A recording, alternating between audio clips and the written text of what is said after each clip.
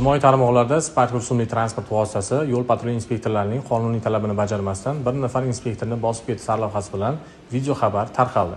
Mazkur holat joriy yilning 30-mart kuni Andijon tumani Vo'rikzor mahalla fuqarolar yig'ini hududida 1984-yilda tug'ilgan haydovchi o'zining Spark rusumli transport vositasini boshqarib ketayotib, rul boshqaruvini yo'qotishi oqibatida svetoforning taqiqlovchi qizil ishorasida to'xtab turgan yana bir Spark rusumli transport vositasining orqa qismiga borib urilib, yo'l transport hodisasini sodir etgan va voqea joyidan ketib yuborgan.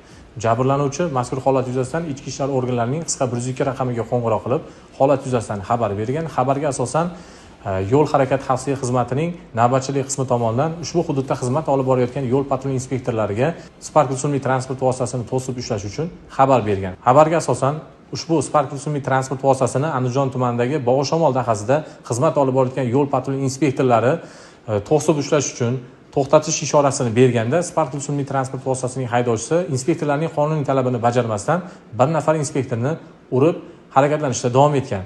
Ushbu transport vositasi Xo'jobod tumani hududidagi hayvonot bog'i oldida xizmat olib borayotgan yo'l patrul inspektorlari tomonidan to'xtatilgan va to'xtatib, haydovchidan tegishli me'yoriy hujjatlar so'ralganda, ushbu transport vositasining haydovchisi tegishli me'yoriy hujjatlarsiz va 2024-yil 11-noyabr kuni transport vositasini boshqarish huquqidan mahrum etilganligi, shuningdek, yana mast holatda transport vositasini boshqarib yurganlik holati aniqlandi. Mazkur holatdan so'ng haydovchini belgilangan tartibda tibbiy tekshiruvdan o'tkazib, ya'ni uning mastlik darajasini aniqlashlik uchun viloyat narkologiya dispanseriga olib borib, belgilangan tartibda uni tibbiy tekshiruvdan o'tkazgan va transport vositalarini vaqtinchalik saqlash uchun jarima maydoniga joylashtirilgan.